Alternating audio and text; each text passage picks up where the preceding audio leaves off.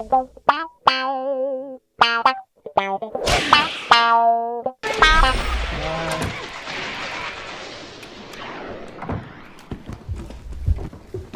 April 1st, surfers retweeted to this ad for a Tyrolean yodeling game on Xbox.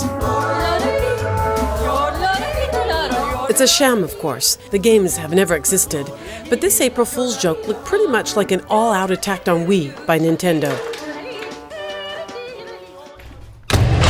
And that wasn't the first time that the US games console had picked a quarrel with the Japs. When Microsoft decided to enter the video game market in 2001, it started with a serious disadvantage. For Sony dominated the market with its PlayStation.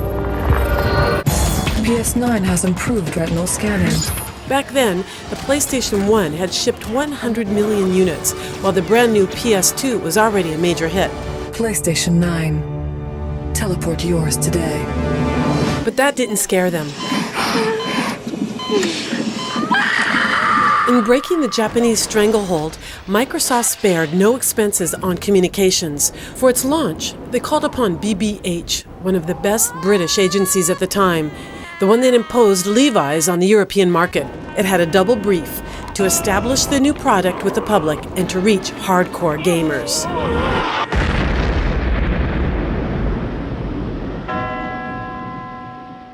With this film, the brand won a Golden Lion at the Cannes Advertising Festival in 2002, not to mention a Bronze Lion for this mosquito story.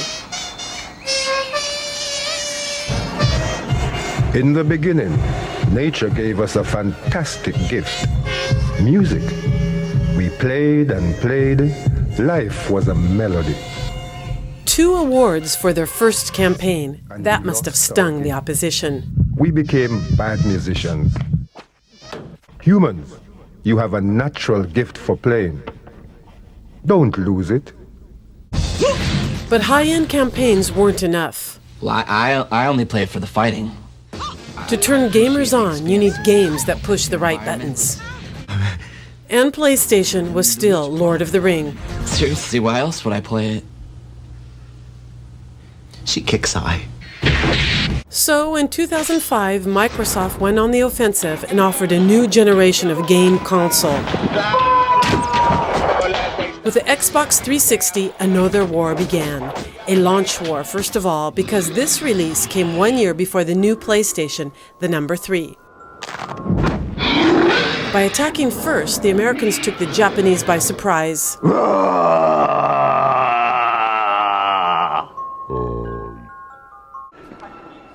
And from that point on, the model to follow was Xbox. The brand was bursting with confidence and applied an aggressive sales policy. The console price was lowered, reaching half the price of its rival.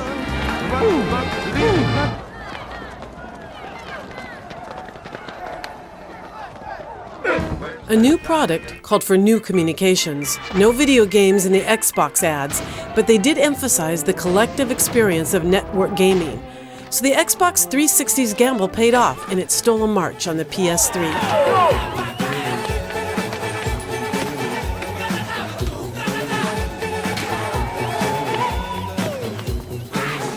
With these spots, which take place in the real world, Xbox also alleviated the guilt of gamers, no longer portrayed as nerds who stay home fiddling with their joysticks. Another advantage, this enabled the brand to attract a wider category of player. But the winner at this game was another Japanese company, Nintendo, which launched its Wii on the market in 2006. This was the Xbox's next adversary.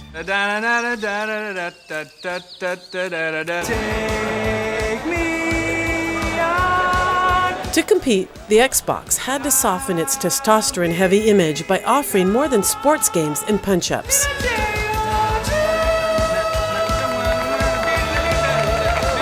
Microsoft went even further, developing lots of online services, like movies and music. The goal was to make the console the nerve center of your leisure world. 30 million Xbox 360 sold worldwide, but it was hard to rival the Wii, whose sales had topped 50 million. But giving up was never an option. Vous adorez les jeux télévisés? À vous de jouer. Oh, c'est génial! It's so super brill that you feel like you're playing Wii. Same graphics, same kind of characters, and on top of that... Quel film a totalisé le plus grand nombre d'entrées au box-office français? But what threatens to hurt the Japanese console in the coming years is the development of Project Natal.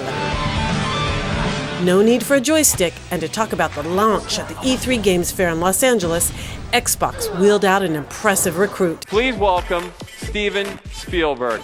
It's not about reinventing the wheel, it's about no wheel at all. There you go. Now you know everything about the future of video games. One final thing, for your health, play with moderation and go for the odd walk in the woods. Or maybe not.